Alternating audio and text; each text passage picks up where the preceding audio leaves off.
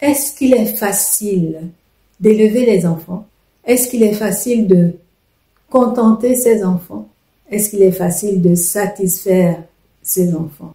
Il y a beaucoup de personnes qui te diront que ce n'est pas facile. Ce n'est pas évident. Oui. Les enfants, quand nous avons la chance, ou je dirais la bénédiction, d'en avoir, ces enfants comptent sur nous les parents. Les enfants comptent sur leurs parents pour les amener, pour les conduire sur le chemin de la vie. Effectivement, c'est la mission que nous, en tant que parents, nous avons, de mener ces enfants qui nous sont confiés, parce que ce sont des personnes à part, même si ce sont nos enfants, ce sont des personnes à part. Elles ont leur personnalité, ils ont leur personnalité, ils ont leur pensée, ils ont leur logique. Et un enfant, dans sa prime enfance, en tout cas jusqu'à, je dirais, l'âge de 7 ans, il fait une confiance totale en ses parents. Il fait une confiance totale en ses parents. Il fait confiance à ce que les parents lui disent. Il y croit. Il a le cœur pur. Il n'a pas vraiment de mauvaises pensées. Cet enfant-là, en tout cas nos enfants, quand ils naissent, même nous qui avons été enfants, nous avons compté sur nos parents. Nous avons eu confiance en nos parents. Et les épreuves de la vie, parfois, nous amènent à remettre en question cette confiance-là. Parfois, à comprendre que papa ou maman ne peut pas faire telle ou telle chose, ou n'arrive pas ou n'est pas en capacité de faire quelque chose qui m'importe à moi en tant qu'enfant. Donc, les enfants, surtout quand on est face à certaines crises, à certaines épreuves de la vie, ça peut être la perte d'emploi, ça peut être la perte d'une activité, ça peut être la perte d'un parent, ça peut être une catastrophe, on a perdu la maison, on n'a plus de moyens de locomotion. Bref, toutes ces épreuves qui fragilisent la vie de la famille ou de la cellule familiale. Et là, il faut pouvoir faire face. Il faut pouvoir rassurer les enfants. Comment faire? Comment faire? Je vais te dire, il se trouve que ma famille a eu à traverser ce genre de situation. Ma famille a eu à traverser ce genre de situation où mon père s'est retrouvé sans emploi pendant pratiquement une année.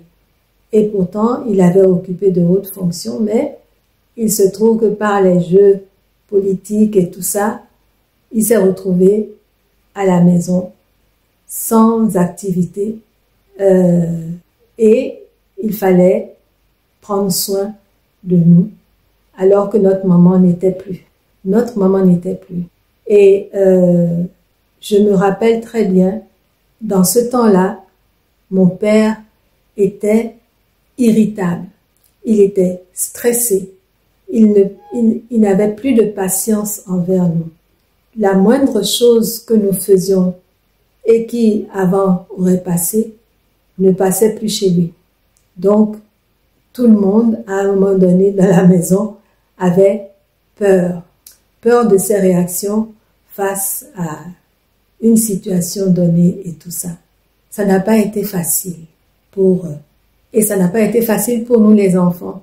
Parce que certains d'entre nous ont subi ont été beaucoup plus affectés par cette situation-là. Sachant que papa était dans l'incapacité de répondre à certaines de nos demandes. Alors, est-ce que des situations qui nous une situation ou des situations qui nous fragilisent font que nous puissions nous effondrer devant nos enfants? Non. Non, parce que nous sommes obligés de montrer que nous sommes forts, que nous sommes solides, que les enfants peuvent toujours s'appuyer sur nous, peuvent toujours compter sur nous, quelle que soit la situation. Quelle que soit la situation, il faut savoir faire preuve de ce qu'on appelle la résilience. Et pour ça, on peut faire preuve de résilience parce qu'on se connaît soi-même et que on associe les enfants, on les associe à ce que nous traversons, sans les traumatiser bien sûr, en les rassurant et en leur disant qu'il y a toujours une solution. Il y a toujours une solution. Comment y arriver? Comment faire en sorte que les enfants continuent de compter sur les parents, sur le papa ou la maman, selon la situation? Comment? Ça, c'est vraiment une éducation que l'on doit faire sur soi-même, un travail à faire sur soi-même. C'est vraiment un travail à faire sur soi-même. Parce que quand on a la responsabilité des enfants, on n'a pas la liberté de faire n'importe quoi. On n'a pas la liberté de les laisser en roue libre comme ça. On n'a pas la liberté de les abandonner en quelque sorte. Malheureusement, il y a des situations où on ne peut pas faire autrement, surtout en cas de séparation. Mais quand on est résilient, quand on sait rebondir, on arrive à faire en sorte que nos enfants ne soient pas trop impactés par les circonstances désagréables que l'on peut être en train de traverser. Il se trouve que j'ai été dans ce cas-là en ayant la garde de mes enfants. Ils étaient jeunes et ils ont toujours pu compter sur moi. Il se trouve que ils avaient des activités extrascolaires malgré la diminution des moyens matériels et financiers. J'ai réussi à maintenir leur participation à ces activités-là. Donc, ils ont pu s'épanouir à l'extérieur de leurs établissements scolaires. Au niveau scolaire aussi, j'ai réussi, en m'organisant correctement, à faire en sorte de les accompagner pour qu'ils puissent franchir le cap et franchir le cap du bac et obtenir ainsi leur diplôme. Je les ai vraiment poussés. Et ceux qui voulaient faire des études universitaires, je les ai poussés aussi à poursuivre. Ça m'a demandé des efforts, de gros sacrifices financiers, de gros sacrifices en matière d'organisation. Parce que à ce moment-là, je ne pensais plus à moi. Je pensais essentiellement aux enfants, à ne pas trop impacter leur vie par rapport à la séparation avec leur papa. Donc, nous, en tant que parents, nos enfants comptent sur nous pour les guider. Vous imaginez, quand des parents sont défaillants, l'enfant, sa personnalité se construit dans la confiance avec son entourage, avec l'environnement dans lequel il est. Et cet environnement confiant, ce sont les parents qui le mettent en place pour l'enfant. L'enfant doit se sentir en sécurité. Donc, le parent doit être fort, tant sur le plan mental que sur le plan affectif, parce que son enfant compte sur lui. Moi, je sais que mes enfants, ils ont beaucoup compté sur moi. Il y a des choses pour lesquelles leurs demandes n'ont pas pu être satisfaites, mais je leur expliquais toujours le pourquoi je ne pouvais pas les satisfaire sur certaines de leurs demandes. Sur le coup, ça leur faisait mal, ils ne comprenaient pas, mais en grandissant, ils ont fini par comprendre. Et ils me le disent tous les jours. Ils me disent, maman, on comprend maintenant pourquoi tu faisais ci, tu faisais ça. On se demande même comment tu as fait avec ce que tu gagnais. Comment tu as fait pour payer les charges de la maison? Comment tu faisais pour assurer notre transport pour nos activités?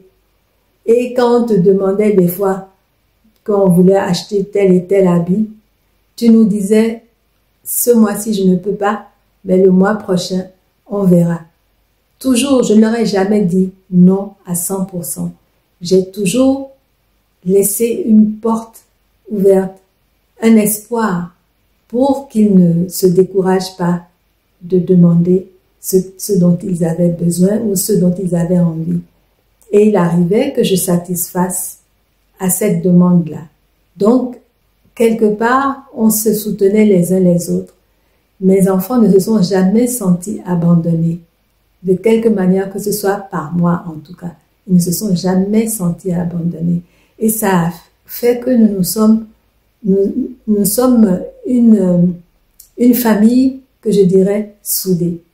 Les joies de se retrouver, parce que mes enfants ont grandi maintenant et chacun vit de son côté, mais les retrouvailles sont toujours une source de joie et d'échange et de renforce. Enfin, nous nous renforçons les uns les autres.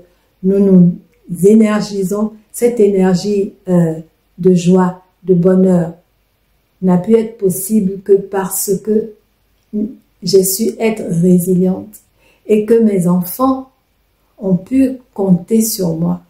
Peu importe les sacrifices que cela m'a valu, ils ont fini par être des personnes et c'est vraiment pour cela je rends vraiment grâce. Je suis reconnaissante de ce que mes enfants sont devenus des personnes responsables, des personnes équilibrées, des personnes qui ont une vision claire de leur avenir. Des fois, je suis émerveillée parce que je me dis, est-ce que ce sont réellement mes enfants? Comment sont-ils parvenus à ce degré de maturité? Donc, simplement parce que la maman a été solide malgré les épreuves qu'elle a pu traverser. Donc, voilà un petit peu ce que je pouvais te livrer à ce propos. Et toi, peux-tu me donner quelques pistes te concernant? J'attends tes réponses dans les commentaires. Je te remercie. Je te souhaite une excellente journée et surtout, prends bien soin de toi.